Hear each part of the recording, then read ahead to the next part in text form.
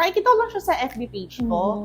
Yung no experience, yung one-on-one, and then nung dumating na sa point na kailangan ko mag-career growth, nag-decide na ako. Nag-try akong mag-attend ng orientation. And then, maganda naman yung mga explanations nila, nakakaengganyo. So, I tried. Binasa ko yung contract, and then nagtingin din ako ng mga previous nurses na nandun na. And yung turning point, yung nakalagay dun kasi sa no experience, and then yung halos wala ka ding issue-shoulder na payment. So, mag-thank kay God kasi pinakita niya si Town. Kumbaga, nung wala kong plan, dumating si Town. And then, kay Town, sa buong team ni Town, mula sa recruitment, thank you kasi wala kayong sawang mangulit.